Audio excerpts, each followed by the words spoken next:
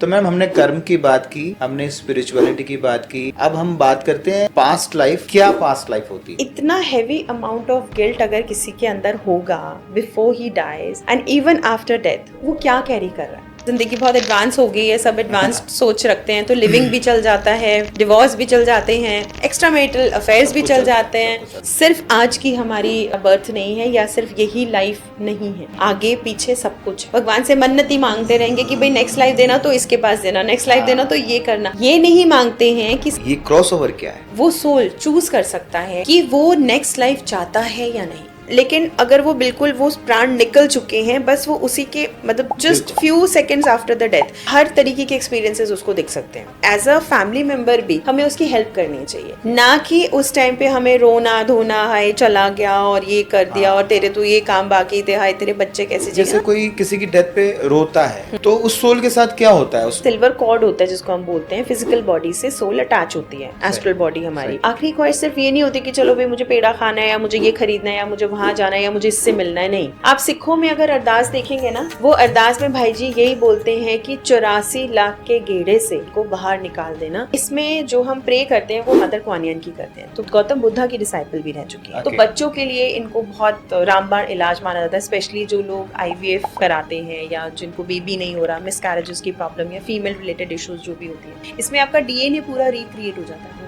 तो क्या magnified healing के थ्रू बेबीज हो सकते हैं? प्रॉब्लम तब आती है जब आपका ट्रस्ट लेवल नहीं है। मुझे नहीं पता क्यों, but I was crying. Autism क्या है? बच्चे, हस्बैंड, फैमिली, फ्रेंड्स, काम, आपकी खुद की फिजिक, आपका खुद का फेस, ये सब कुछ आपके कर्मों से आपको मिलता है। जो हीलिंग्स हम करते हैं या जो आप थेरेपी करते हैं, ये बड़ी बड़ी बीमारियां होती हैं जैसे कैंसर है, इसको भी हील कर सकती है। Yes. सभी हीलर्स बन सकते हैं। क्या भगवान सिर्फ मंदिर में ही है? अच्छा, पूजा जरूरी है कि इंसान बने? मेडिटेशन या प्रेयर क्या ज्यादा इफेक्टिव? ये जाऊ करके है, क्या ये माइंड का इल्यूजन है?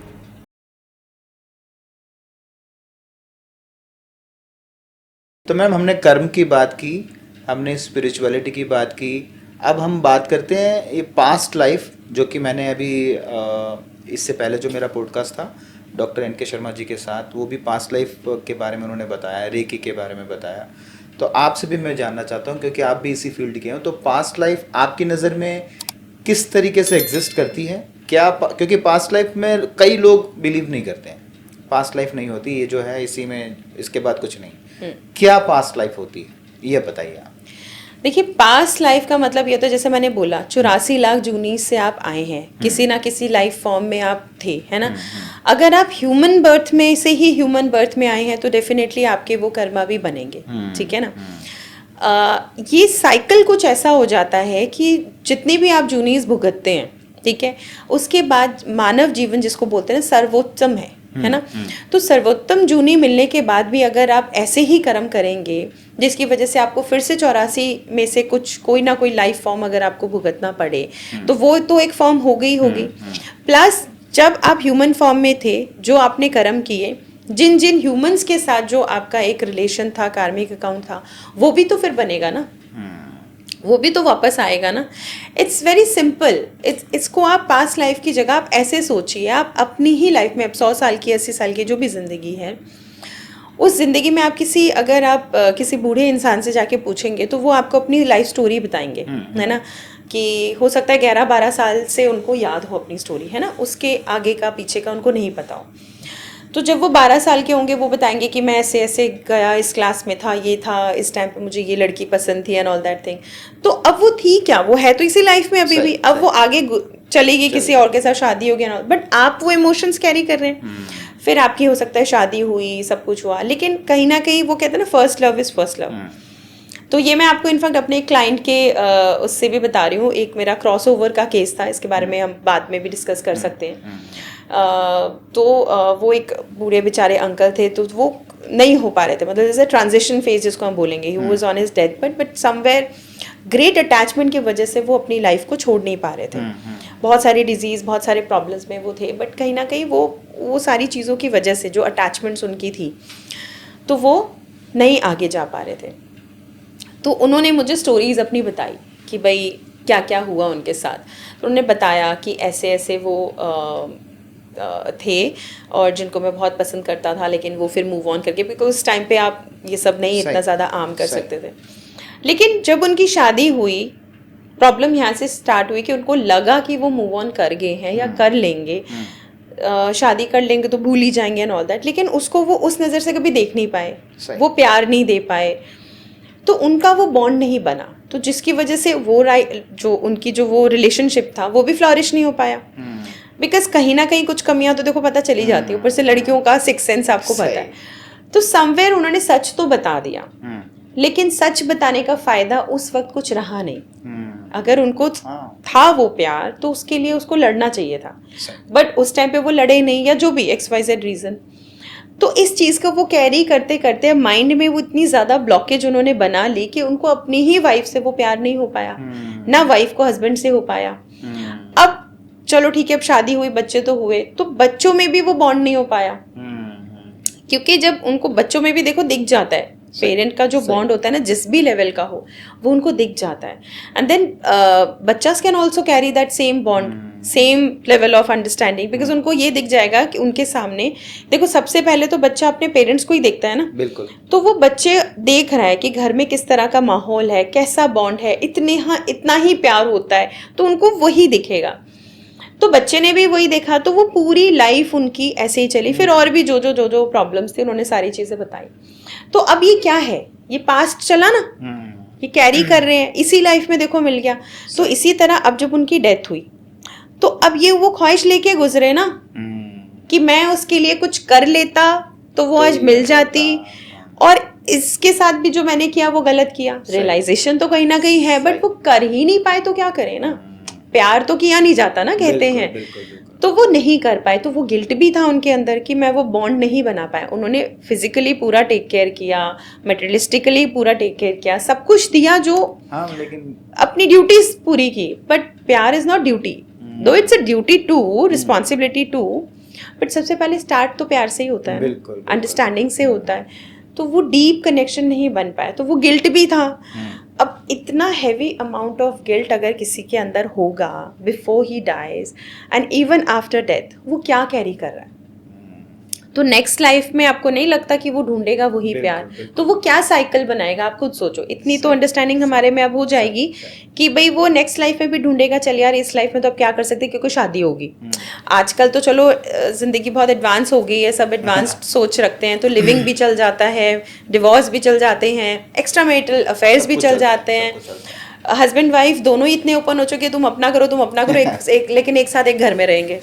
ऐसे भी केसेस मैंने देखे हैं। तो चल रहे हैं, सब कुछ चल रहा है, तो ठीक है। May be the form of guilt may be it is lesser than earlier, but Karma तो वो भी है, सही, ठीक है ना। तो इस तरीके से ये जो पास्ट लाइफ या नेक्स्ट लाइफ, इसका साइकिल चलता रहता है। तो ये समझना बहुत ज़रूरी है कि हम लोग सिर्फ आज की हमारी हमारा बर्थ नहीं है, या सिर्फ यही लाइफ नहीं है, आगे पीछे सब कुछ है। करेक्ट। आगे का इसलिए है क्योंकि हमने इस लाइफ में काम नहीं किया, और हम अपने डेथ और बर्थ का जो कार्मिक साइकिल है इसको हम ख़त्म करना ही नहीं चाह रहे। हम आध्यात्मिक की दुनिया में नहीं आएंगे, हम इसी साइकिल में फंसे रहेंगे, और हम भगवान से मन्नत ही मांगते रहेंगे कि भाई नेक्स्ट लाइफ देना तो इसके पास देना, नेक्स्ट लाइफ देना तो ये करना। ये नहीं मांगते हैं कि सबसे बड़ी जो बीमारी है, ये जन्म मरण एक रोग है, इसको ख़त्म कर दो। ये चीज़ हम मांगते ही नहीं है। तो नेक्स्ट लाइफ भी है और पास्ट लाइफ भी इसलिए क्योंकि हम इग्नोरेंट हैं। जैसे आपने बोला ना, कुछ लोग मानते ही नहीं है, और कुछ लोग जानते हैं फिर भी कुछ नहीं करना चाहते। मैम अभी बातों में आपने एक नया वर्ड बताया, क्रॉसओवर। ये क्रॉसओवर क्या है, इसको डिटेल में बताइए। क्रॉसओवर का मतलब ये होता है कि जब बंदा अपने डेथ बेड पे होता है, कोई भी, चाहे वो ह्यूमन फॉर्म में है, एनिमल फॉर्म में है, तो जब भी वो अपने डेथ बेड पे है, देखो बहुत लोग होते हैं ना जिनको पता चल जाता है। अच्छा, कुछ एक केसेस ऐसे होते हैं यंगस्टर्स के लिए अगर हो, जैसे कोई एक्सीडेंटल केस हो, तो इसमें हम कई बार नहीं पता लगा पाते, बट जैसे ओल्ड एज के लिए है, ठीक है, तो जिनको हम जानते हैं कि बहुत टाइम से चल रहा है ऐसा, और उनके पास टाइम नहीं है, कैंसरस पेशेंट्स हैं, कुछ है। अब दो हमने इन सारी चीज़ों को रिवर्स भी किया हुआ है, लेकिन स्टिल पता चल जाता है, बोल देते हैं कि भाई इतना टाइम हो गया और इनके पास अब वो टाइम नहीं है, ठीक है। तो उनको हम क्रॉस ओवर वाली स्टेज पे बोलेंगे। किसी के पास 1 दिन का टाइम होता है, 2 दिन का टाइम होता है, किसी के पास 1 महीना, 1 हफ्ता, किसी के पास 1 मिनट का टाइम भी नहीं होता। ठीक है। मैग्नीफाइड हीलिंग में हम इसको ट्रांजिशन फेज बोलते हैं। ठीक है। तो चाहे आप इसको क्रॉस ओवर बोलो या वो, तो क्रॉस ओवर बेसिकली ये लाइफ, ये वाला जो पड़ाव है हमारी लाइफ का, हमारे सोल के जर्नी का, ये पार करके अब हम नेक्स्ट स्टेज पे जा रहे हैं, ठीक है। और ये बहुत इम्पॉर्टेंट टाइम होता है किसी भी फॉर्म ऑफ लाइफ के लिए, चाहे वो एनिमल फॉर्म में है या ह्यूमन फॉर्म में है, बिकॉज ये एक ऐसा टाइम है इसमें वो सोल चूज कर सकता है as per the souls journey, जो भी कर्मा उसका रहा है, कि वो नेक्स्ट लाइफ चाहता है या नहीं। अच्छा। अब आप ये देखिए इसमें कितना इंटरेस्टिंग हो जाएगा अगर उस सोल को ये पता है। अब जैसे आज मैं हूँ या आप हैं, ठीक है, आपको थोड़ी बहुत ये चीज़ें पता है। इनफैक्ट मैं अगर अपनी बात करूँ तो मैं आज से ही तैयारी कर रही हूँ कि जब भी मेरा क्रॉस ओवर टाइम आए, ठीक है, तो उसके पहले मुझे अपने कौन कौन से काम है जो ख़त्म करने, है ना। जैसे होता है ना, आप जब छुट्टियां जाते हैं आपको पता है आप अपना ये काम निपटा कर जाएंगे। स्पेशली जो लोग ओवरसीज ट्रैवल करते हैं, स्पेशली जिनको वीज़ा का और ग्रीन कार्ड का वो होता है, तो 6 महीने के लिए भी लोग जाते हैं, तो वो पूरी 6 महीने की तैयारी यहाँ पे इंडिया में अपना सेटल करके जाते हैं, ठीक है ना। तो इसी तरह ये क्रॉस ओवर स्टेज भी वही है कि आपको इस टाइम पे क्या क्या चीज़ें करनी चाहिए। ये टाइम उन सब चीज़ों को करने का है, ना कि वो सब चीज़ें सोचने का कि जो हम पीछे छोड़ आए। अच्छा। जैसे आप अपने गिल्ट पे काम कर सकते हैं, फॉरगिवनेस पे काम कर सकते हैं, आपने किसी के साथ जो भी मतलब अपनी लाइफ में, अब जैसे मैंने आपको इन अंकल का केस बताया था, तो वो गिल्ट फ्री जा नहीं पा रहे थे, ठीक है, और उनको ग्रेट अटैचमेंट थी। And I was very happy कि I was part of his cross over time, because उस टाइम पे एटलीस्ट मैं उनको समझा पाई कि अंकल आपके लिए अब क्या सही है क्या गलत है, ठीक है। अगर आप, और किस तरह से जब हमने हीलिंग की, मैग्नीफाइड हीलिंग से ट्रांजिशन फेज में उनको हेल्प किया, कि उनको गिल्ट फ्री जाने में उनकी हेल्प की, उनको हीलिंग दी अलग अलग तरीके की, पास्ट लाइफ हमने किए, साइलेंट कॉन्स्टलेशन थेरेपी कराई, जिसमें कि हमने सोल कॉन्शियसनेस, मतलब जो वो लड़की थी उसके कॉन्शियसनेस से हमने उनको मिलवाया और उनसे बात करवाई, क्योंकि वो टाइम ऐसा था जब वो उस लड़की को कुछ बोल भी नहीं पाए, वो एक तरफा प्यार रह गया उनका, बिकॉज वो उसको देखते थे स्कूल कॉलेज टाइम पे और बोल ही नहीं पाए, ठीक है, और वो अलग मूव ऑन कर गई, तो उसके बाद तो वो बिल्कुल नहीं बोल पाए, तो वो एक जो स्टक हो गए कि एटलीस्ट बोल तो देता, सही, ठीक है ना। तो वो जो रुक गए, तो उस टाइम पे उनके लिए बहुत ज़रूरी था कि उससे वो मिल पाए। अब ऑब्वियसली कहाँ ढूंढेंगे उनको, है ना। अब हमें तो ये भी नहीं पता कि वो है भी कि नहीं, तो हमने उनके सोल कॉन्शियसनेस को बुला के जब सोल लेवल पे इनकी बात कराई और फिर वो फ्री हो पाए, फॉरगिवनेस सीख की, अब उस टाइम पे वो उनकी चॉइस बन जाती है कि भाई हमें एक नेक्स्ट लाइफ चाहिए इनके साथ जीने के लिए या नहीं। अब देखो इसमें बहुत सारी चीज़ें आती हैं, लेकिन नेक्स्ट लाइफ अगर अब इनको उस सोल के साथ जीना है, तो उस सोल की जो जर्नी है, वो सोल की जर्नी में अगर कुछ भी उटपटांग है, ठीक है, अब जैसे उन्होंने भी अपनी लाइफ में अगर बिट्रेल देखा है या किया है, या कोई भी कार्मिक साइकिल उन्होंने क्रिएट कर दिया अपने किसी पार्टनर के साथ, तो वो टाइम इस सोल को वेट करना पड़ेगा कि उनका वो कार्मिक अकाउंट सेटल हो। अगर उनका एक्स्ट्रा मैरिटल अफेयर रहा है, तो इन सोल को उस चीज में उनको हेल्प भी करनी पड़ेगी। अच्छा। क्योंकि ये उनका कार्मिक लेसन बन गया है अब। सही, ठीक है ना, ये उनका कार्मिक लेसन बन गया है टू लर्न कि भाई extra marital affair is not good, या कैसा फील होता है करने से। सही। उस इंसान को जिसने नहीं किया, जो आप पे पूरी फेथ रखकर बैठा हुआ है, ठीक है, तो उस सोल को उसकी हेल्प भी करनी पड़ेगी। Now this is the time to choose कि क्या आपको यही सोल चाहिए, इस सोल की कार्मिक जर्नी में आपको हेल्प करना है, ठीक है, तो ये आपका सोलमेट बनकर आएगा किसी भी तरीके में। या फिर अब वो बोलता है कि नहीं यार, मुझे आप ही के साथ कंफर्टेबल है, आप ही मुझे इस लाइफ टाइम में, नेक्स्ट जो भी हमारी लाइफ टाइम होगी, सोल कॉन्ट्रैक्ट में लिखा जाएगा कि आप ये चीज़ें मुझे लर्न करने में हेल्प करो, चाहे वो प्यार से, चाहे वो गुस्से से, चाहे वो किसी भी अटपटे रिलेशनशिप से। तो आपने ये जितने भी ऐसे रिलेशनशिप सुने होंगे ना, एक्स्ट्रा मैरिटल अफेयर हो गए, या बहुत ही बिल्कुल ही आउट ऑफ द वे, कुछ पता ही नहीं है, वो किसी और कास्ट की और आप किसी और कास्ट के, और अचानक से जाके मिल गए और आपने सोचा नहीं यार यही है मेरे लिए, सो समथिंग लाइक दिस। तो ये ऐसी जो जर्नीज होती है ना, ये ट्विन फ्लेम जर्नी में आती है, सोलमेट जर्नी में आती है।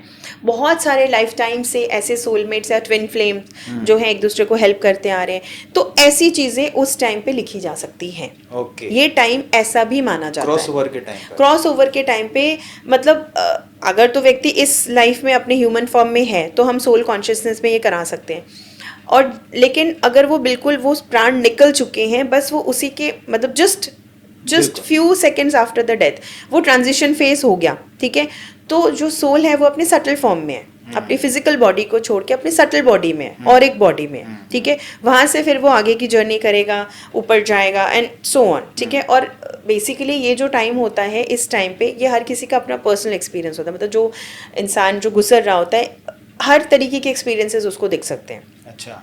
कोई टनल के थ्रू पास हो सकता है, कोई किसी को एंजल्स लेने आ सकते हैं, किसी को डिपेंडिंग ऑन कर्मा अगेन, ठीक है। तो किसकी कैसी जर्नी होगी, इट्स लाइक आपने जितना कमाया, आपने उबर बुलाई है, ऑटो बुलाई है ना, तो वो चीज़ आपके पास आएगी, ठीक है। सो जितना आपका इस जर्नी में कमाई है उस हिसाब से आपको आगे की जर्नी के लिए व्हीकल मिलेगा, सिंपल है ना। होता है ना कि भाई आपको रिसीव स्टेशन में या एयरपोर्ट में अगर कोई बड़ा मंत्री करने आ रहा है या आपके पता नहीं कौन कौन लोग आ रहे हैं या पूरी दुनिया ही आ गई वहाँ पे, तो इट्स लाइक दिस, आपने जो कर्म किया उसके एग्जैक्टली अकॉर्डिंग आपको वो व्हीकल मिलेंगे for the next, because death is not end, death is the next start of your next life and journey of the soul. But हमें लगता है फिजिकल बॉडी खत्म, तो इसकी तो हम एज अ फैमिली मेम्बर भी हमें उसकी हेल्प करनी चाहिए, ना कि उस टाइम पे हमें रोना धोना, हाय चला गया और ये कर दिया और तेरे तो ये काम बाकी थे, हाय तेरे बच्चे कैसे जाएंगे ना, ब्ला ब्ला ब्ला ब्ला। तो ये सब नहीं करना चाहिए, though it is very difficult, it is very very difficult for the family members to survive that pain. तो अभी जैसे कोई किसी की डेथ पे रोता है, बहुत ज्यादा उसके पीछे दुख व्यक्त करता है किसी भी तरीके से, तो उस सोल के साथ क्या होता है उस मोमेंट पे, क्या उस मोमेंट पे वो सोल बहुत घबरा जाती है। अच्छा। देखो सोल जब बॉडी छोड़ रही है ना, उसकी अटैचमेंट वहीं खत्म है। ओके। जब वो क्रॉसओवर बेड पे होता है, उसकी जो जर्नी होती है ना उसको दिखने लगती है। अच्छा, नेक्स्ट जर्नी मतलब नॉट नेक्स्ट जर्नी बट क्या होने वाला है, क्या हो रहा है, तो वो पीछे रिश्ते जो होते हैं ना वो खत्म हो रहे होते हैं, ठीक है। मेरे पास ऐसे भी केसेस हैं, जैसे बेटी बहुत दूर है, यूएस में है और father is going to be over, तो मैं उनके पास थी और बेटी फ़ोन पे बोल रही है कि पापा मैं आ रही हूँ लेकिन ये नहीं मिल रहा वो नहीं मिल रहा, तो 2 दिन लगेंगे। अच्छा। आप 2 दिन अपने आप को होल्ड कर लो। अच्छा। मैं आ रही हूँ पापा, आपसे मिलने आ रही हूँ। डेफिनेटली ह्यूमन फॉर्म में आप क्या बोलोगे, राइट। उसी पापा was not in the condition, मतलब उसके कि वो सुन सके, उनको बहुत उम्मीद थी कि बेटी, उनको चाहिए बेटी अभी आ जाए, वो क्योंकि फिजिकल ऑब्स्टिकल से बहुत उनकी सोच दूर हो चुकी है, ठीक है।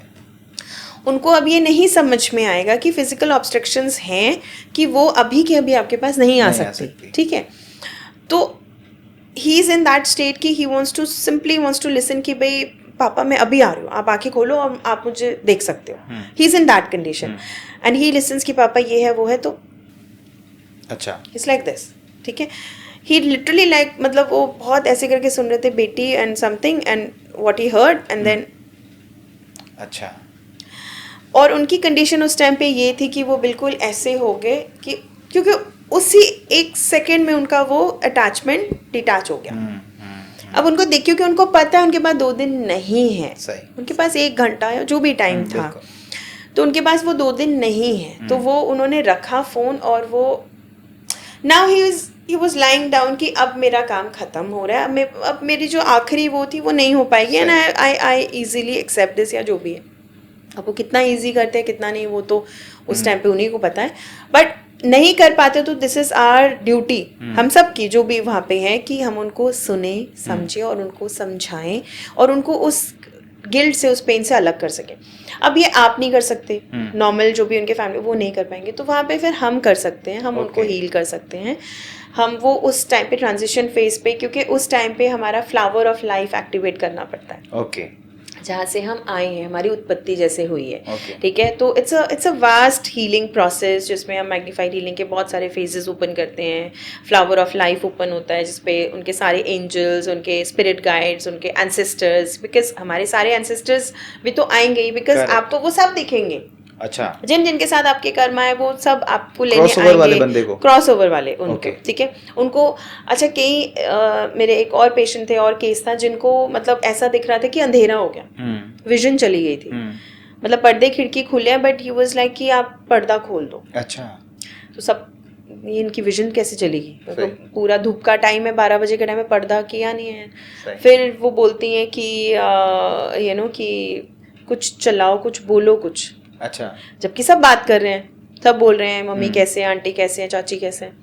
तो तो फिर उसके बाद जब हम उनको बोल रहे हैं, पहले तो उनको बोला कि पर्दा नहीं किया हुआ, तो उन्होंने कहा नहीं नहीं अंधेरा है। हम्म, फिर जब सब बोल रहे हैं नहीं, और उस टाइम पे वो बोल रहे हैं कि नहीं कुछ बोलो, सब चुप क्यों हो गए, हम्म, तो वो 1 सेकंड का टाइम होता है, ज़्यादा टाइम नहीं होता है। अच्छा, ठीक है। उस टाइम पे फिर क्योंकि हॉस्पिटल में थे, तो उस टाइम पे डॉक्टर्स आए और उन्होंने दरवाज़ा बंद किया और उनको जो भी करने लगे, एंड देन आके बोलते इनको वेंटिलेटर देना पड़ेगा। तो फैमिली टुक गुड डिसीजन कि भाई नहीं देना वेंटिलेटर में, क्योंकि देखो इस टाइम पे डॉक्टर्स की भी बहुत ड्यूटी बनती है कि पेशेंट को हेल्प करें, ना कि सही, है ना। सही, तो इसलिए अब ठीक है, वो तो डिसीजन उन्होंने लिया, बट अगर कोई फैमिली नहीं ले पाए, बहुत अटैचमेंट में है और वो वेंटिलेटर में रख दे, वो सोल को बहुत अलग तरीके से तड़प होती है, बिकॉज सोल निकल चुकी है। लेकिन एक सिल्वर थ्रेड होता है, सिल्वर कॉर्ड होता है जिसको हम बोलते हैं, फिजिकल बॉडी से सोल अटैच होती है, एस्ट्रल बॉडी हमारी, तो वो निकल नहीं पाती। It's like this stage, so our physical body, our astral body, and it is connected with the silver cord, and it is like this. Okay, अब उसको वो लाइट दिख रही है, बिकॉज एक लाइट, एक पोर्टल ओपन होता है जिससे हमें पास होना होता है, तभी हम जाएंगे। सही, अदरवाइज तो हम इस प्लेन में घूमते रहेंगे, और ये प्लेन तो हमारा नहीं है, मतलब एस्ट्रल बॉडी का नहीं है, ह्यूमन बॉडी का है। सही, तो ये टाइम फिर ऐसा होता है कि आपने देखा होगा जो वेंटिलेटर वाले केसेस होते हैं ना, ये फिर लंबे चलते हैं, महीने 2 महीने, yes, yes. क्योंकि नेक्स्ट गेट जो पोर्टल है वो जब तक ओपन नहीं होगा, वो लाइट नहीं आएगी, तब तक वो पास नहीं हो सकते, तो फिर वो भी परेशान, फिर आप भी परेशान। सही, सही, सही, तो ये चीज़ें होती हैं। ओके, तो ये क्रॉसओवर वाला जो सिचुएशन होता है, इसमें आप बहुत तरीके से पेशेंट्स को हेल्प कर सकते हैं, उनको गिल्ट फ्री कर सकते हैं, उनकी जो आखिरी ख्वाहिश है उसको पूरी कर सकते हैं।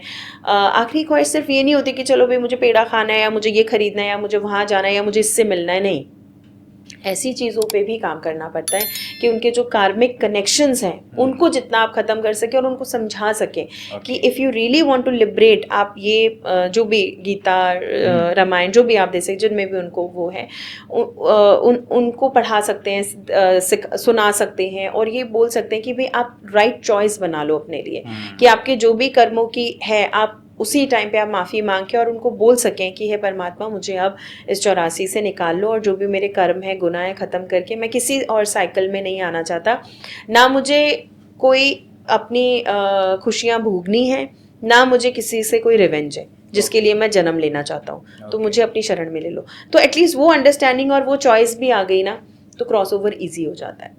इसीलिए राम जो नाम जब हम करते हैं, हाँ। नाम जब हम अगर अर्ली एज से स्टार्ट कर दें, हाँ। तो इसीलिए हम ये जो माया कहते हैं लोग, माया से हम दूर हो जाते हैं, दूर हो अटैचमेंट से जाते हैं। थोड़ा सा हम डिटैच हो जाते हैं, और प्रभु या जो ऊपर जो एक प्रकाश है उसके साथ जुड़ जाते हैं जी। तो हमें लास्ट जो क्रॉसओवर वाले स्टेज पर हमें थोड़ा सा उससे रिलीफ मिल जाता है, हम वहाँ से ऑटोमेटिकली अपनी जर्नी जा सकते हैं। और वो बहुत इम्पॉर्टेंट फेज होता है कि हम लोग रिचुअल्स में लग जाते हैं, है ना। अगर जैसे किसी को ये चीज़ें नहीं पता सपोज, तो एटलीस्ट जब आप रिचुअल कर रहे हैं, तो रिचुअल्स के टाइम पे भी आपको क्या प्रे करना है, ये बहुत इंपॉर्टेंट है। अब देखो व्यक्ति गुजर चुका है, डेफिनेटली आपको दुख होगा, आप रोएंगे, लेकिन उस रोने के साथ साथ आप उस सोल के हाईएस्ट गुड के लिए अगर प्रे करें, और ये प्रे करें कि कोई जन्म ना मिले। आप सिखों में अगर अरदास देखेंगे ना, किसी भी डेथ प्रेयर की जो अरदास होती है ना, वो अरदास में भाई जी यही बोलते हैं कि 84 लाख के गेड़े से इनको बाहर निकाल देना, और अपनी चरणों की था मतलब देना।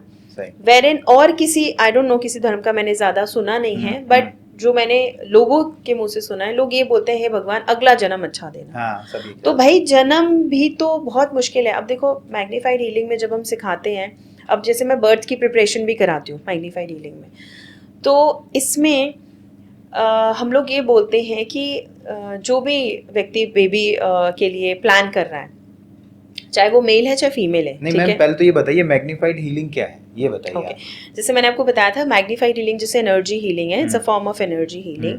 तो मैग्नीफाइड हीलिंग से आप अपने कार्मिक अकाउंट को बैलेंस करते हैं, अपने कर्मा को बैलेंस करते हैं, और साथ ही इसमें आप अपने चक्रास को ऑब्वियसली हील करते हैं, बैलेंस करते हैं।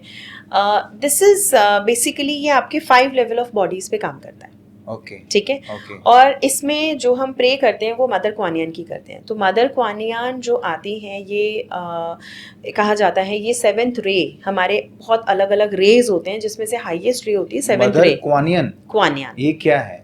ये she is the goddess. Okay या ओके तो इनको ग्रीन तारा भी बोला जाता है, Okay. ग्रीन तारा भी बोला जाता है इंडिया में बहुत कॉमनली, बट अदरवाइज इनको जैसे चाइना में और जापान में, बिकॉज यहाँ से इनकी वो बताई जाती है ओरिजिनेशन, तो Okay. इनको वहाँ पे मदर कुआनियन के नाम से जाना गया। ये गौतम बुद्धा की डिसाइपल भी रह चुकी है। अच्छा हम्म। ओके तो इन्होंने कहा जाता है अपनी जो लाइफ है, जो ह्यूमन फॉर्म में जो इन्होंने अपनी लाइफ को मेंटेन किया था करीबन आई थिंक 700 साल तक, if I am not wrong, मैं भी भूल चुकी हूँ, मैंने बहुत टाइम पहले पढ़ा था, बट कुछ इसी का था कि इन्होंने अपनी ह्यूमन बॉडी में अपनी लाइफ को इतने ईयर्स तक मेंटेन किया था, जस्ट इसलिए कि जो ह्यूमैनिटी का जो पेन है कैसे उससे बाहर निकला जाए और कैसे वो रास्ता दिखाया जाए कि वो इन सारी चीज़ों से बाहर निकले। तो इनको सबसे ज़्यादा ये बच्चों में बहुत ज़्यादा असर करती है, मतलब बच्चों को बहुत हील करती हैं, to be mothers, new parents, इन सबको ये प्रोटेक्ट करती हैं। तो बच्चों के लिए इनको बहुत रामबाण इलाज माना जाता है, स्पेशली जो लोग IVF कराते हैं या जिनको बेबी नहीं हो रहा, मिसकैरेजेस की प्रॉब्लम या फीमेल रिलेटेड इश्यूज जो भी होती हैं, तो उनमें मदर कुआनियन का ये अगर हम करते हैं मैग्नीफाइड हीलिंग, स्पेशली मतलब after marriage, I definitely prepare people कि ऑब्वियसली इसका नेक्स्ट स्टेज तो आपने करना ही है। तो बेबी प्लानिंग जब आप करते हैं तो इसमें आप फाइनेंशियल या हेल्थ वाइज ना देखें, लेकिन ये भी प्लान करना बहुत ज़रूरी है। क्योंकि इसमें क्या होता है कि आपको नहीं पता कि जो आपके कर्म हैं उस हिसाब से आपको कैसा सोल मिलेगा। बिकॉज देखो बच्चे भी तो कर्म है ना। हमारी लाइफ में हमें जो भी रिलेशन मिले हैं, चाहे वो बच्चे हैं, हस्बैंड हैं, वाइफ है, फैमिली मेम्बर्स हैं, ये सब हमारे कर्म से मिले हैं, भाग्य है ना। फिर उस भाग्य को हमने कैसे मेंटेन किया है, किस्मत से, ठीक है। तो इसी तरह जब हम बेबी प्लानिंग करते हैं तो कौन सा सोल हम अट्रैक्ट करने वाले हैं वो तो हमारे भाग्य से आएगा, लेकिन उसको अगर हम इससे चेंज कर सकते हैं, जो भी भाग्य से जो भी हमें मिले, लेकिन वो जो कार्मिक अकाउंट है उस बच्चे के साथ अगर हम वो सेटल कैसे करेंगे, जब हम उसको सही राह में दिखाएंगे। कहते हैं ना, बच्चों की हम पढ़ाई क्यों अच्छा करना चाहते हैं, परवरिश क्यों अच्छा करना चाहते हैं, ताकि बच्चे बड़े होकर भविष्य अच्छा अपना भी बनाए, दूसरों का भी बनाए, एक समाज अच्छा बन जाए। तो अगर हम एक सोल ही अच्छा क्रिएट कर लेंगे, और ये पावर सिर्फ मदर के पास है। अच्छा, मदर फादर दोनों के पास है, बट डेफिनेटली ज्यादा मदर को बोला जाता है because mother is going to carry the baby, right. तो जब हम बेबी को कैरी कर रहे हैं अपने अंदर, जब हम उससे बात कर रहे हैं, वो बेबी सब कुछ सुन रहा है। अच्छा। आप देखो, ये इसका प्रमाण तो आपको, अगर आपने रामायण या गीता अगर पढ़ी है तो उसमें भी आपको मिल सकता है कि हाँ, अभिमन्यु की, जब अभिमन्यु अपने मदर्स वूम में थे तो उन्होंने वो चक्रव्यूह के अंदर कैसे घुसना है वो सब तो सुन लिया, पर निकलने का रास्ता सुना नहीं, क्योंकि तब तक वो सो चुकी थी। सही है ना।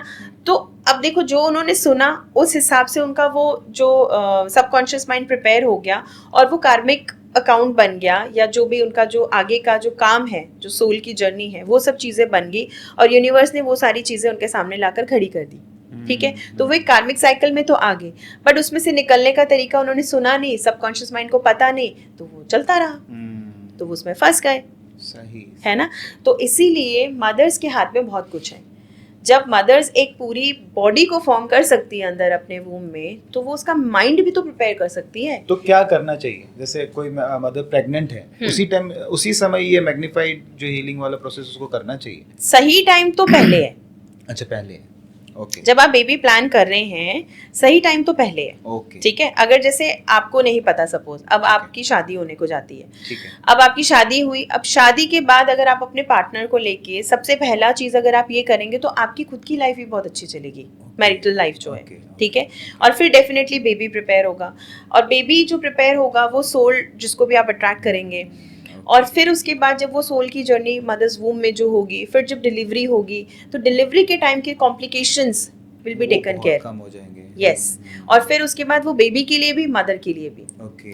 फिर उसके बाद जो बेबी के बाद मतलब जो पोस्टपार्टम पीरियड है, वो टाइम बहुत अच्छे से निकलेगा, क्योंकि इस टाइम पे ज़्यादातर फीमेल्स को जो कि मेंटली थोड़ी सी वीक उसमें से आती हैं, उनको 6 मंथ्स के लिए तो वो होता ही है डिप्रेशन। ये पोस्टपार्टम डिप्रेशन है, क्लिनिकली भी होता है। Correct. स्पेशली जो इस मेंटली वीक फैमिली से आती हैं, बट जो नहीं भी आती, अच्छे घराने की भी, मतलब जो बहुत स्ट्रॉन्ग मेंटल उसमें से आती है, तो भी उनका कहीं ना कहीं करियर वाइज, फिजिक वाइज, हर तरफ से वो थोड़ा सा स्टेज तो हिलता ही है। ओके। वो सारी चीज़ें नहीं होंगी। तो फिर जब बेबी बड़ा होता है, ग्रो करता है, तो उसकी लाइफ की जो भी डिफ़िकल्टीज़ हैं, जैसे मैंने बताया ना कि अगर आप अपने बच्चों की अपब्रिंगिंग करेंगे, जैसे मेरे घर में हुई, मैं बहुत छोटी थी जब ये बातें मैं सुनती थी, तो जब आप उसको मैग्नीफाइड हीलिंग सिखाएंगे और उसी एनर्जीज में रखेंगे, वो हमेशा प्रोटेक्टेड रहेगा। तो मतलब वैसे ये मैग्नीफाइड हीलिंग में होता क्या है? मतलब ये नॉर्मल जैसे आप हीलिंग कर रहे हैं, हाँ। जैसे एनर्जी हीलिंग, क्वांटम एनर्जी, हम्म। यही इसी तरीके की इसी तरीके की हीलिंग होती है, लेकिन इसमें जो इनिशिएशन होता है वो मदर कुआनियन खुद करती है। It is not like reiki. जैसे रेकी में हम लोग नॉर्मली बोलते हैं ना कि गुरु ने आपको दिया तो ये आज से आपके ये गुरु बन गए, है ना। जैसे मैंने आपको सिखाया तो आप मतलब आप मेरे शिष्य हो गए, बट ऐसा इसमें हम नहीं करते हैं, क्योंकि इसमें मदर कुआनियन ही हैं जो आती है, इनिशिएट नहीं करती तो आप है। उनकी आराधना करते हैं, उनका आह्वान हाँ, करते वो इट्स अ प्रोसेस। वो अच्छा। आपको मैं 4 डेज के वर्कशॉप होते हैं, फर्स्ट लेवल 4 डेज का Okay. वर्कशॉप होता है, इसमें मैं सिखा रही हूँ। फिर Okay. अभी मेरा मे में भी होने वाला है ऋषिकेश Okay. में, तो ये हम प्रॉपर स्पिरिचुअल रिट्रीट कराते हैं जिसमें हम सिखाते हैं। Okay. So it's like this. तो ये आपको पूरा कोर्स, इसमें स्पिरिचुअल एनर्जीज क्या हैं, पूरी स्पिरिचुअलिटी के बारे में, हीलिंग के बारे में, आपकी अपनी बॉडी के बारे में, देन 5 लेवल्स ऑफ बॉडीज के बारे में, कर्मा के बारे में, ये सारी आपको स्टडी कराई जाएगी। Okay. उसके बाद फिर पीनियल ग्लैंड क्या है, इसको कैसे एक्टिवेट करते हैं, थर्ड आई चक्रा क्या है, इसको कैसे एक्टिवेट करते हैं, इसको एक्टिवेशन करने के क्या फ़ायदे हैं, आपकी डीएनए कैसे प्रिपेयर होता है, इसमें आपका डीएनए पूरा रिक्रिएट हो जाता है, वो बताएं। अच्छा, मैग्नीफाइड हीलिंग में। यस। ओके। आपका डीएनए का स्ट्रक्चर जो है ये पूरा चेंज हो ये जाता तो है। बहुत ही अलग चीज बता रहे हैं यस। आप। तो ये- इसमें आपके पूरा डीएनए रिपेयर हो जाता है, नर्वस सिस्टम ये एक्टिवेट करता है। तो जो ऑटिज्म वाले चिल्ड्रन हैं, एडीएचडी के चिल्ड्रन हैं, इनमें भी बहुत अच्छे रिजल्ट्स देखे गए हैं। ओके। क्योंकि इट्स वेरी सिंपल। आप नॉर्मल मेडिटेशन भी करते हैं, किसी को भी कराएंगे, वो भी काम हो जाएगा। तो फिर ये तो फिर हीलिंग है। Okay okay. तो मैम ये जो मैग्नीफाइड हीलिंग आप बता रहे हैं, क्या जिनको बेबीज जैसे नहीं होते हैं उनके लिए भी ये कारगर है, उनके लिए बहुत इजी है? क्योंकि बेबीज नहीं होना बहुत आज के टाइम में एक बड़ा क्वेश्चन है। नहीं होते बेबीज, वो फिर आईवीएफ और सब में जाते हैं। तो क्या मैग्नीफाइड हीलिंग के थ्रू बेबीज हो सकते हैं? एक तो ये क्वेश्चन है। और क्या आपके पास कोई ऐसा सेलिब्रिटी या कोई ऐसा नोन कोई ऐसा हो जिसकी आपने ट्रीटमेंट की और वो सक्सेसफुल रहा हो? ये दोनों का जवाब चाहिए। देखिए, नाम तो डेफिनेटली आप किसी का नहीं ले सकते, अच्छा, स्पेशली हाँ, अगर आप हाँ, सेलिब्रिटी correct. में जाएं या पॉलिटिशियन में जाएं, बट डेफिनेटली ठीक है। मेरे पास इनफैक्ट 3 पॉलिटिशियंस के केसेस थे, अच्छा। बेबी से रिलेटेड और एक्स्ट्रा मेंटल अफेयर्स से रिलेटेड केसेस थे, बट अब Okay. ऑब्वियसली उनका नाम नहीं ले सही, पाएंगे हम। सही। और सेलिब्रिटी में भी थे। सेलिब्रिटी में आई थिंक मैंने 3 या 4 केसेस कुछ ऐसे किए थे अच्छा। जो रेफरेंस के थ्रू ही आ गए थे। इसमें देखो, मैग्नीफाइड हीलिंग से मैं डेफिनेटली ये बोल सकती हूँ कि बेबीज़ के केस या कोई भी चीज़ें हैं वो हो जाती हैं, ऐसा नहीं है। ओके। लेकिन इसमें कुछ एक चीज़ें हैं जो समझने वाली है, और वो ये हैं कि हमें कार्मिक थ्योरी को भी समझना बहुत ज़रूरी है। सिर्फ अगर हम इस लालच से करेंगे कि भाई हमें बेबी चाहिए तो मैग्नीफाइड हीलिंग किया और हो गया, नहीं, ऐसा नहीं होता। अच्छा। ठीक है। ये हम हमेशा ये बोलते हैं कि आपके ये बॉडीज़ पे, हर लेवल ऑफ बॉडीज़ पे काम करेगा, आपके चक्रास को ओपन करेगा, आपको अंदर से हील करेगा। ठीक है। तो जब ये अंदर से हील करेगा और आपके जैसे डीएनए को रिपेयर करता है, ठीक है, तो ऐसा हो नहीं सकता कि आपको नहीं होगा, डेफिनेटली होगा। सही। ठीक है। और नॉर्मल मेडिटेशन भी जब आप करते हैं, है ना, तो आपको पता है कि आपको कितना काम फील होता है, चाहे आपके लाइफस्टाइल डिसऑर्डर्स हो, वीपी रिलेटेड इशू हो, कुछ भी हो, ये सारी चीज़ें सबसाइड हो जाती है, सारी चीज़ें ठीक होती हैं, रिवर्स भी हो जाती हैं। अच्छा। राइट। तो जब आप मैग्नीफाइड हीलिंग इतनी बड़ी एनर्जीज करेंगे, क्यों नहीं होगा आपको? राइट। तो सक्सेस रेट हर चीज़ के हैं और बहुत सारे हैं, लेकिन इसमें प्रॉब्लम कब आती है? प्रॉब्लम तब आती है जब आपका ट्रस्ट लेवल नहीं है। अच्छा। जब आपने प्रैक्टिस बीच में अधूरी छोड़ दी है। मैं आपको अपना केस बताती हूँ, बिकॉज ये जब मैंने सीखा था, ठीक है, अब इसको सीखने से पहले, मतलब आई थिंक 2 साल पहले, मतलब ये जब मैंने सीखा भी नहीं था, उसके 2 साल पहले की बात आपको बता रही हूँ। तो और तब मेरी शादी भी नहीं हुई थी। तो मैं नॉर्मली जैसे हार्मोनल इम्बैलेंस कुछ ऐसी कोई प्रॉब्लम हो गई थी, जिसकी वजह से मैं डॉक्टर के पास गई थी, एंड डॉक्टर ने बोला कि आपको पीसीओडी डेवलप हो रहा है। अच्छा। ठीक है। तो अगर आप, इट्स बेटर कि आप अभी अगर बेबी कर सकती हो तो कर लीजिए। मैंने कहा ma'am, I am not even married. ठीक। हाँ, सही। ठीक है। तो देन शी सेड कि फिर तो मैम आपको जल्दी शादी करनी चाहिए। अब आप प्रिपेयर ही नहीं हो, ऐसे जस्ट बिकॉज आपको बेबी करना, आप शादी कर लोगे, ये क्या कैसे पॉसिबल है ना, पॉसिबल ही नहीं है। तब मैं अपनी करियर की शुरुआत में ही थी। ठीक है। तो मैंने कहा ये तो कुछ अजीब ही लगा, कुछ समझ नहीं आया। But then I kept on searching on net कि ये क्या है, क्यों है, लाइफस्टाइल डिसऑर्डर्स क्या होती हैं, इसको कैसे आप क्योर कर सकते हो एंड ऑल दैट थिंग. तो फिर मैं स्लोली मतलब मेडिटेशन और उसमें आई, क्वांटम टच मैंने सीखा, न्यूमरोलॉजी के बारे में पढ़ा, वास्तु के बारे में पढ़ा. फिर मेरी ऑकल्ट की स्टडी शुरू हो गई, साइड बाय साइड मैं काम कर रही थी. और फिर मैंने मैग्नीफाइड हीलिंग सीखा. अब जब सीखा, यू वोंट इमेजिन, मेरे उस टाइम पे मतलब जिस दिन मेरा इनिशिएशन था, मुझे नहीं पता क्यों but I was crying continuously for 2 days. I cried. अच्छा. अब जैसे रिलीजिंग के अपने तरीके होते हैं बॉडी के, Okay. है ना. कोई भी चीज़ जैसे एक्सेस होना, हाँ, चाहे वो यूरिनेशन हो, चाहे वो पसीना आना हो, रोना किसी हो, भी तरीके कुछ भी से, हो, सही. वो आपका इनफैक्ट चिड़चिड़ापन, गुस्सा, अच्छा. ये सब भी रिलीजिंग के ही फॉर्म है. ओके. तो बट मेरे लिए था रोना, बिकॉज अदरवाइज ऑल्सो अगर आप मुझे जानोगे, हाँ. तो मैं in my childhood I was the angry child, I could say. अच्छा. हाँ. तो though I was having those visions and feeling कि क्या हो सकता है, और इसके पहले मुझे एक विजन आ गई थी कि कुछ मेरे साथ कुछ बड़ा होने वाला है. अच्छा. अच्छा. तो मुझे समझ नहीं आ रहा था कि बड़ा क्या, किस फॉर्म में. सही. तो जब इन्होंने मुझे बोला कि बेबी होना, मैंने कहा ये तो नहीं बड़ा होना कहीं शादी होना भी बहुत बड़ी बात है. तो I was like I was not prepared on ये सब क्या हो रहा है. But any how I kept on moving. मैंने कहा ठीक है, अब जो है सो उसको तो आप चेंज कर नहीं सकते, जो कर सकते हैं वो कर लेते हैं. तो आई केप्ट ऑन रीडिंग. तो मैंने अपनी स्टडीज़ को बहुत स्ट्रॉन्ग किया. फिर समझ में आया वास्तु क्या होता है, न्यूमरोलॉजी क्या होती है, ये क्या होता है, वो क्या होता है. तो फिर मेरी स्टडीज़ वहाँ पे शुरू हो गई. मेरा ध्यान कम्प्लीटली वहाँ से हट गया. ओके. कि मुझे पीसीओडी जैसी कोई चीज़ है या हार्मोनल इम्बैलेंस है तो है, अब क्या कर सकते हैं. सही. जब उसका इलाज ही नहीं है, बेबी इलाज है, तो जब होगा तब होगा. ठीक है. सही. तो मैं अपना रीडिंग करती रही. तो फिर उसके बाद जब मैंने मैग्नीफाइड हीलिंग सीखा, आई केप्ट ऑन क्राइंग. 2 days तक मेरी बहुत क्राइज होती रही. मतलब मुझे समझ नहीं आया, मैं सब पे चिढ़ भी रही थी, सैड भी थी, किसी से बात नहीं कर रही थी. लेकिन 2 days के बाद ना कुछ हुआ, समझ में आया, एंड मेरे visions again I that I am having a baby. अच्छा. अब मुझे ये नहीं समझ में आया कि ये कैसे हुआ, यू नो. तो फिर चलो वो भी बात आई गई होगी. फिर उसके 6 महीने बाद मेरी शादी फिक्स होती है. अच्छा. फिर मैंने शादी की जब, तो अब शादी के बाद भी वही सिलसिला था. बट टचवुड मेरे हस्बैंड बड़े अच्छे हैं, और जब मैंने उनको ये बात बताई फर्स्ट तो he laughed and then he said कि चलो फिर क्या करना है. मैंने कहा कुछ नहीं करना, मैं तो नहीं जा रही किसी डॉक्टर के पास, जो होगा देखा जाएगा. बट बिकॉज मैं इन चीज़ों में आ चुकी थी, तो फिर then we decided one thing कि हमें बेबी चाहिए ही नहीं. चाहिए ही नहीं. हाँ. ओके. हमें बेबी नहीं करना. ऐसा क्यों? बिकॉज समवेयर कर्मास को मैं समझ गई थी. अच्छा. ठीक है. और मैं नहीं चाहती थी कि मैं एक और काइंड ऑफ कार्बन कॉपी मेरा ही मैं प्रोड्यूस करूँ. मुझे ये था कि या तो मैं कंप्लीटली रेडी हूँ मेंटली इन द सेंस कि जब मैं ये समझ सकूँ कि हाँ भाई मुझे बच्चे को अपब्रिंगिंग कैसे करनी है. सी आजकल की लाइफ में प्रॉब्लम यही है कि हमें ये नहीं समझ में आता कि हम लोग बेबी तक इतनी बड़ी चीज़ें कर जाते हैं, और हमें ये नहीं पता कि एक दूसरा कॉम्प्लेक्स ह्यूमन हम तैयार कर रहे हैं, जो कि अपने कार्मिक साइकिल, इमोशनल, साइकोलॉजिकल, इन सारे इम्बैलेंसेस के साथ आने वाला है. और उसको हमें अपने नहीं समझ में आते, हम अपनी मेंटल हेल्थ के लिए तो कुछ कर नहीं पाते, हम उसको एक और नया प्रोड्यूस कर देते हैं. तो मैंने कहा नहीं, वी आर नॉट रेडी, और मुझे नहीं लगता मैं एक अच्छी माँ बन सकती हूँ. बिकॉज मुझे नहीं पता बच्चे कैसे पालते हैं. उसको क्या सिखाना होगा, क्योंकि मैं खुद इतनी एंग्री वुमेन मुझे बोल सकते हो, तो मैं उसको क्या सिखाऊंगी बेटा कि तू शांत रहे. नहीं कर सकती. तो और मैंने कहा मेरा समवेयर ये पाथ नहीं है. मेरा पाथ आई थिंक हीलिंग में जाने का है, या ये सब करने का. मेरा एक मिशन है जिसको मैं आगे लेके जाना चाहती हूँ. ही वेल सपोर्टेड. ही सेड कि ठीक है, जो आपको ठीक लगता है, जैसा आप सोचते हैं, I am okay with you. बहुत बड़ी बात है इतना सपोर्ट करना. हाँ. यस. और देन वो भी इन चीज़ों में लग गए, फिर उन्होंने भी सीखा और किया. बट एक चीज़ मैंने हमेशा, मतलब हम दोनों ने ये सोच के रखा था, neither we will stop, neither we will try. जो करना है यूनिवर्स अपने आप करेगा. देना है तो देगा, नहीं देना तो नहीं देगा.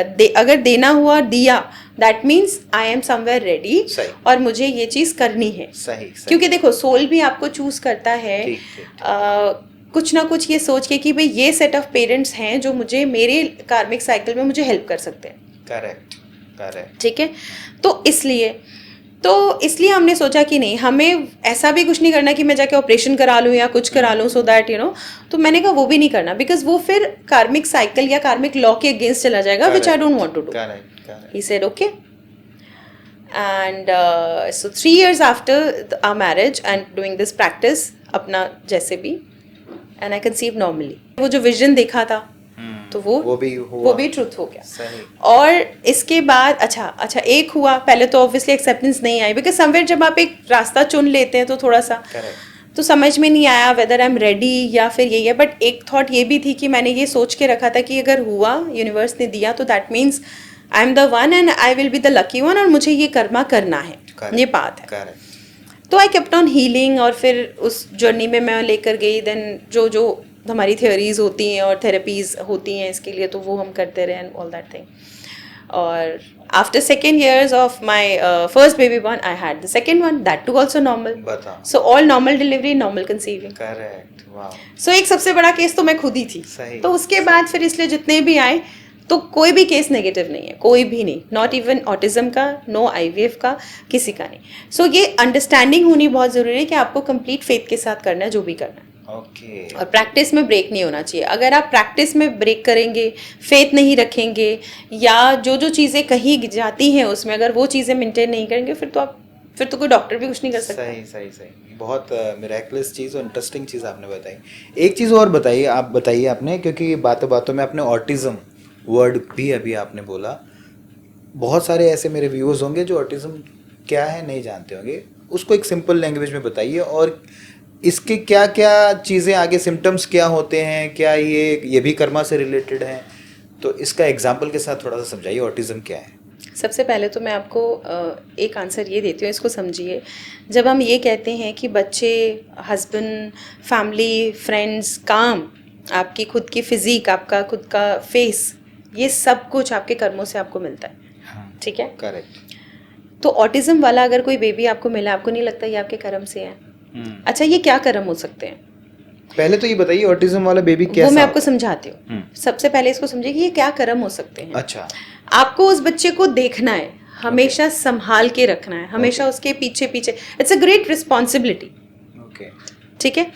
इसका मतलब ये है कि जो ध्यान आपने कभी किसी लाइफ में नहीं दिया, आपको उसका ध्यान देना पड़ेगा, है ना। वो कहीं ना कहीं वो अपने ऑटो मोड पे चलेगा।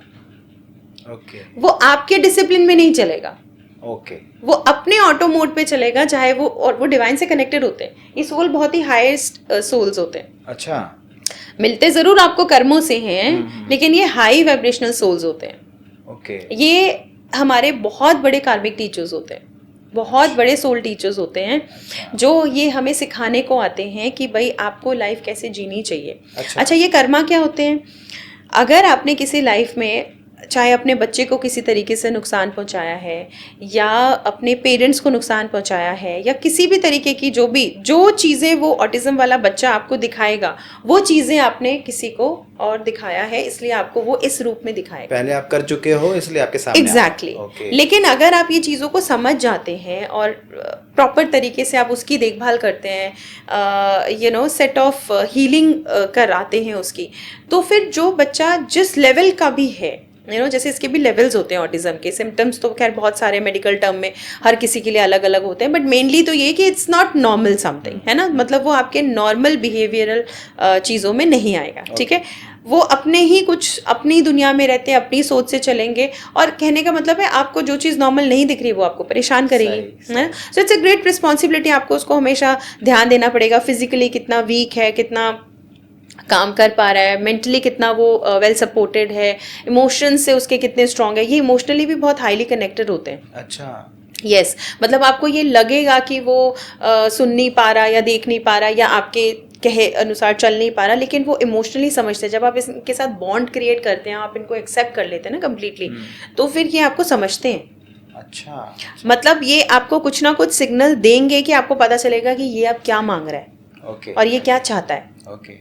तो ये बच्चे, हाँ, सोशली आप थोड़ा सा इनको हैंडल नहीं कर पाते हैं, और वो तब नहीं कर पाते हैं जब आप खुद अपने आप सेंटर्ड नहीं होते।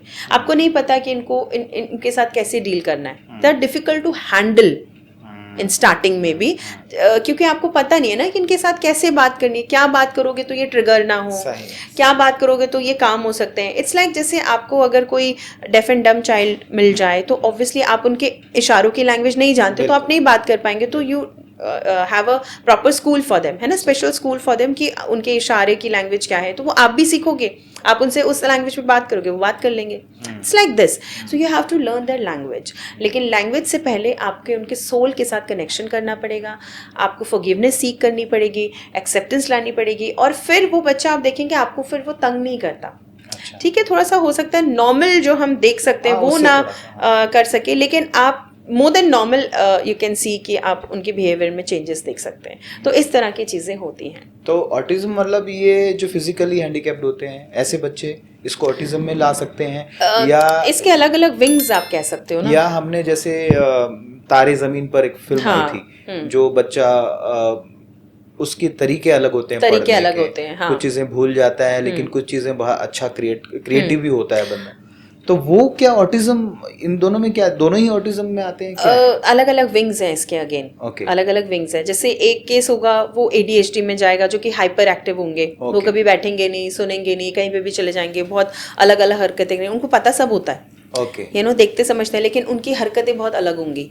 यू नो, कभी भी कुछ भी socially they don't know how to behave. You know, वो बैठ नहीं पाएंगे, वो अलग अलग तरीके से आपको परेशान करेंगे, आपकी सुनेंगे ही नहीं. ठीक है. फिर अगर इनके साथ आप ज़्यादा चिल्लाएंगे, इनको यू नो हाइपर तरीके से हैंडल करेंगे, वो हैंडल नहीं होंगे, वो और ज़्यादा हाइपर हो जाएंगे, सुपर अग्रेसिव हो जाएंगे. तो इनके लिए मेडिटेशन बहुत काम करता है, बिकॉज आप इनको, इनके नर्वस सिस्टम को काम करते हैं. सबसे पहले तो नर्वस सिस्टम काम होगा तो ये आपकी बातों को जिस भी लैंग्वेज में आप समझाएंगे, इशारों की, समझाने की, बात से जैसे भी ये समझेंगे. फिर देन अगेन देयर कम्स की स्पीच किसी की नहीं है, तो इनके लिए स्पीच थेरेपीज अलग होंगी. तो ये अलग अलग फिर वो साइकोलॉजिकल विंग्स होते हैं इनके, जिस तरीके से हम हैंडल करते हैं.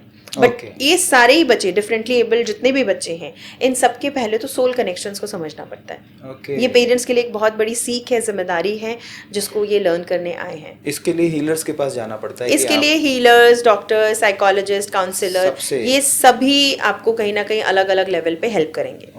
हाँ, बिकॉज काउंसलिंग से या इनके तरीके, मतलब जो भी इनके साइकोलॉजिस्ट होते हैं, तो ये आपको समझाएंगे. इनको तो क्या ही करेंगे, आपको समझाएंगे, बिकॉज आप इनको समझाएंगे. यू नो, आपको कैसे इनको हैंडल करना है, कैसे बात करनी है. फिर इनके लिए टीचर्स अलग होते हैं कि जो इनको अलग तरीके से बैठाएं, पढ़ाएं, समझाएं.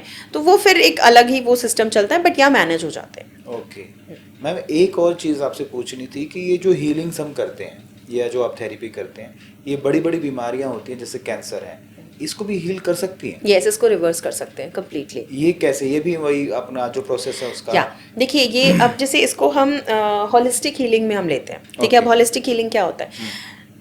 कभी भी मैं हमेशा बोलती हूँ, मैग्नीफाइड हीलिंग है, कोई भी हीलिंग है, आप अकेले इसका रिजल्ट नहीं ले सकते. बिकॉज हीलिंग के साथ साथ आपकी सोच जो है वो भी अपलिफ्ट होनी चाहिए, है ना. जैसे आपका खान पान क्या है, लाइफस्टाइल क्या है. अब जैसे आप हीलिंग कर रहे हैं, सपोज आपको मैंने एक टाइम बताया, सुबह आपने हीलिंग करना है, आपने हीलिंग कर दी. ठीक है. अब शाम को आते आते पता नहीं 10 लोगों को मार रहे हैं, 10 मुर्गे आप खा चुके हैं, आप अल्कोहलिक हैं, आप ड्रिंक भी कर रहे हैं, स्मोक भी कर रहे हैं, तो फिर वो हीलिंग क्या काम करेगी? उसको सेटल करने के लिए तो चाहिए. It's very simple. डॉक्टर के पास भी आप जाएंगे, वो आपको क्या बोलेगा? अगर आपका पेट खराब है, बोलेगा ना 3 दिन तक खिचड़ी खाओ भाई, सूप पियो एंड ऑल दैट. अब आप वो कर नहीं रहे, सिर्फ आप एंटीबायोटिक्स खा रहे हैं, दवाई खा रहे हैं, वो कितने दिन काम करेगा? वो फोर्सफुली हो सकता है जब तक वो आपने खाया, आपकी बॉडी के अंदर वो काम कर रहा है. आप हीलर के पास गए, उसने आपको हीलिंग एनर्जीज दी, उसने काम किया, थोड़ा टाइम आप ठीक रहे, बट उसके बाद क्या, आप घर पे वापस गए, फिर आपने वही काम किया. तो आपको होलिस्टिकली सोचना है. आपको अपना न्यूट्रिशनल लेवल देखना है, आपको अपना फ्रेंड सर्कल देखना है, एनवायरमेंटल सर्कल देखना है, आपको अपने सोशल स्किल्स पे काम करना है. यू नो, ये सारी चीज़ें फिर आपको धीरे धीरे, एनवायरनमेंट जब आपका चेंज करेंगे, सोच चेंज करेंगे, तो डेफिनेटली फिर आपके कर्म चेंज होंगे. एनवायरनमेंट एंड सोच बहुत बड़ी चीज़ है आपके एक्शंस को बदलने के लिए. Correct. So that is how. ठीक है मैम, बहुत ही सही, आपने बहुत सारी चीज़ें बताई. अब हमारे पास एक सेगमेंट है रैपिड फायर का, तो आपके साथ हम रैपिड फायर करेंगे. मैं जल्दी जल्दी आपसे क्वेश्चन पूछूंगा, आपके पास बहुत थोड़ा सा टाइम होगा उनको एक्सप्लेन करने का. तो अभी ऑटिज्म के बारे में आपने बताया, तो आप क्या ऑटिज्म वाले लोग इमोशनल होते हैं? वो क्या इमोशन फील करते हैं? Definitely. Okay, more than us. Okay, बताया. और आपने ये भी बताया कि ऑटिज्म एक डिसेबिलिटी, क्या है डिसेबिलिटी है? ये डिसेबिलिटी है, बट इसको हम डिफरेंटली जैसे बोल सकते हैं डिफरेंट एबिलिटीज, इसको हम बोलते हैं, इनमें जो भी इनकी एबिलिटीज हैं उनको डिफरेंटली हम कैसे निकाल सकते हैं। ओके, इस पे हम काम करते हैं, इस पे। ओके। जीनियस और ऑटिज्म में क्या कुछ फर्क होता है कि वो अलग चीज है कि वो भी ऐसे देखो, जीनियस तो आप भी जीनियस हो सकते हैं, ओके, है ना। अगर कोई ऑटिज्म वाला बच्चा है वो भी जीनियस हो सकता है, आप भी जीनियस हो सकते हैं। तो genius is a quality. Okay, मतलब ऑटिज्म वाला बंदा भी जीनियस हो सकता है, डेफिनेटली। वो एक अलग लेवल का जीनियस होगा। किस चीज में होगा वो आपको निकालना है। Okay, okay, okay. क्या कोई भी इंसान मैग्नीफाइड हीलिंग जो आप बता रही हैं वो सीख सकता है? कोई भी इंसान? यस, कोई भी सीख सकता है। कोई भी सीख सकता है, कोई भी सीख सकता और आपने अभी ये बताया कि जैसे पहले किसी के पास बर्थ से ही पावर होती है, कुछ इंट्यूटिव चीज पावर्स, होती है। यस। तो ये जैसे आपका ये प्रोफेशन है हीलिंग वाला, अगेन वही क्वेश्चन, क्या सभी हीलर्स बन सकते हैं? यस, हम सभी हीलर्स बन सकते हैं। इट जस्ट दैट अगर किसी को अपनी क्वालिटीज का नहीं भी पता, इंट्यूशन लेवल या उनके विजन्स का नहीं भी पता, तो भी दे कैन डेवलप। ओके, हाँ, बस इंटरेस्ट होना चाहिए। तो क्या हम हीलर्स बनकर, ये भी एक रैपिड फायर का क्वेश्चन है, क्या हम हीलर्स बनकर जो नेचर का ये जो सिस्टम है उसको चेंज नहीं कर रहे हैं? चेंज कर रहे हैं, तो डेफिनेटली। ये इसका- चेंज करने ही आए हैं हम तो हीलर्स इसका का। इफेक्ट हमको नहीं होता? बिल्कुल होता है, बिल्कुल होता है। होता तभी है। होता है, तभी तो इतनी दुनिया आज पॉडकास्ट में और ये सब चीजें सुन रही है, तो कुछ तो वाइब्रेशंस है जो फैल रही है। ओके, अब पहले कहाँ था? आपको पता था हीलिंग पॉडकास्ट, कुछ ये नहीं, सब चीजें कुछ नहीं। कि ऑनलाइन काम करना, ये सब कहीं था? इतनी इंस्टाग्राम सोचो क्या कुछ आ गया। तो ये वाइब्रेशंस ही है ना जो चेंज हो रही हैं। सो हम हीलर्स का काम ही है, हम लोग तभी आए हैं। ओके। क्या हम 10 मिनट के अंदर एनर्जी शिफ्ट कर सकते हैं? 10 मिनट में? 1 मिनट में भी कर सकते 1 मिनट में भी एनर्जी शिफ्ट हो जाता है? हैं। यस। जबरदस्त, आपके पास तो जादुई छड़ी है जैसे। अच्छा, क्या भगवान सिर्फ मंदिर में ही है? नहीं, भगवान हमारे अंदर है। भगवान मंदिर में है ही नहीं, बल्कि मैं तो ये बोलती तो हूँ। हम लोग मंदिर में जाते हैं, वो हमारी, देखो, एक भाव है, वो हमने एक जगह बनाई हुई है कि हमने इनको वहाँ पे रखा है, सो दैट इनका एक घर है, इनकी एक जगह है। बट आप एक बात बताइए, जब आप ऑफिस जाते हैं, क्या आप अपने स्किल्स, अपनी क्वालिटीज, अपने थॉट्स, अपने फैमिली को, सबको, मतलब फैमिली तो चलो पीछे होती है, बट इनकी जो प्यार है, इनका थॉट, ये सब पीछे छोड़कर आते हैं, साथ या में भूल होता जाए? साथ में ही होते हैं ना। तो भगवान की एनर्जीज क्या है? वो Okay. प्योरिटी, वो प्योर फॉर्म कि जिससे आपको काम करना है, तो वो आपके साथ ही तो होंगे ना। ओके, मंदिर जाना, इट्स लाइक आप किसी के घर गए, विजिट किया, है ना, कि चल यार थोड़ा सा एक इन्वायरमेंट चेंज हो जाता है। आप ऐसे सोच के जाइए, आप ये मत सोचिए कि भगवान के पास जा रहे हैं और वहीं पे दर्शन होंगे, नहीं। सही। अच्छा, पूजा जरूरी है कि इंसान बनना? इंसान बनना। स्पिरिचुअलिटी के लिए गुरु की जरूरत होती है? जरूर, बिल्कुल। बिना उसके आप स्पिरिचुअलिटी के अंदर एंटर गुरु बिना ज्ञान नहीं। नहीं, ऐसा नहीं है, आप एंटर नहीं कर सकते, ऐसा नहीं। स्पिरिचुअल तो हम सभी हैं, it's all about awareness. Okay. But हाँ, कोई गुरु मिलेगा तो आपको समझ में आएगा ऐसा कुछ होता है। ओके, हाँ, बट अगर आपको शुरू से वो पावर्स हैं तो आपकी सेल्फ अवेयरनेस भी काम कर सकती है। जैसे नंबर 3 वाले जो व्यक्ति होते हैं, न्यूमरोलॉजी के लिए अगर मैं समझाऊं, तो वो तो सेल्फ गुरु है ही। Okay. वो तो नंबर ही गुरु का है, तो उनके अंदर हमेशा वो पावर आप उनमें देखेंगे कि कुछ ना कुछ वो किसी को सिखा ही रहे होंगे, अच्छा, ज्ञान देते रहेंगे। वो बोलते हैं यार तू लंबी लंबी ना पेला कर। अच्छा, तो ये ज्यादातर But वो आप सही बोल रहे होते देखेंगे, हैं। बट वो सही बोल रहे होते हैं। ओके। मेडिटेशन या प्रेयर क्या ज्यादा इफेक्टिव है? दोनों, दोनों? दोनों। मतलब प्रेयर कर रहा है वो भी मेडिटेशन ही कर रहा है एक तरीके से? प्रेयर कर रहे हैं तो हम परमात्मा को अपनी बात बता रहे हैं, मेडिटेशन कर रहे हैं तो हम उनकी बात सुन रहे हैं। ओके। अच्छा, एक हमने टर्म बहुत लोग हमारे व्यूअर्स ऑफ कोर्स सुना होगा, डेजावू करके है। क्या ये माइंड का इल्यूजन है? कह सकते हैं, लेकिन वैसे ये जो पूरी दुनिया है ये सब कुछ इल्यूजन है। अच्छा, यस, ये इल्यूजनरी वर्ल्ड ही है जहाँ हम रह रहे हैं। ये सब चीजें तभी दूर होती है जब हम मेडिटेशन करते कई बार हम ये देखते हैं ना, जैसे कि मैं यहाँ पे पहले भी आ चुका हूँ, हैं। तो ये मतलब आप कह रहे हो कि वो इल्यूजन है? आप देखिए, जैसे मैंने कहा ना कि मैंने, अगर ये जब मुझे विजन्स आते थे, ठीक है, अब वो चीज़ जब वेरीफाई हो जाती है तब हमें ट्रस्ट होता है, करेक्ट, ठीक है। लेकिन कुछ लोगों की मेंटल कंडीशनिंग ऐसे होती है कि वो इल्यूजनरी वर्ल्ड में रहते हैं, जैसे वो हैलुसिनेशन, ठीक है। तो ऐसे केसेस को हमें परखना बहुत ज़रूरी है, हमें देखना पड़ेगा रिपीटेटिवली कितनी बार हो रहे हैं, उसके लेवल्स क्या हैं, है ना, उसकी कितनी वेरिफिकेशन हम कर पा रहे हैं। उस हिसाब से हम इसको कह सकते हैं कि भाई ये इल्यूजनरी वर्ल्ड में है या फिर सच्ची में विजन है। ओके, यस, हर चीज़ को देखो वेरीफाई करना साइंटिफिकली बहुत ज़रूरी है। ओके। चलिए, तो मैम रैपिड फायर में भी आप जीत गई हैं और आज मुझे लगा है कि हमारे व्यूवर्स को भी बहुत सारी नॉलेज आपने दी है। बहुत सारे ऐसे ऐसे वर्ड्स हैं जो मैंने भी यहाँ पर पहली बार सुने हैं। तो व्यूवर्स को ऑफ कोर्स इस पॉडकास्ट से बहुत ट्रूथफुल अच्छी चीज़ें मिली होगी। बहुत बहुत थैंक यू मैम आपका आने का। अभी आपने न्यूमरोलॉजी वाला भी चैप्टर छेड़ दिया है, तो मुझे लगता है कि आपको दोबारा हमारे पास आना पड़ेगा। जरूर। न्यूमरोलॉजी के बारे में बताइए, अक्षर ज्ञान क्या होता है इसके बारे में बताइएगा। लेकिन आपका समय देने के लिए हमको आपका बहुत बहुत thank you. Thank you so much for having me. Thank you.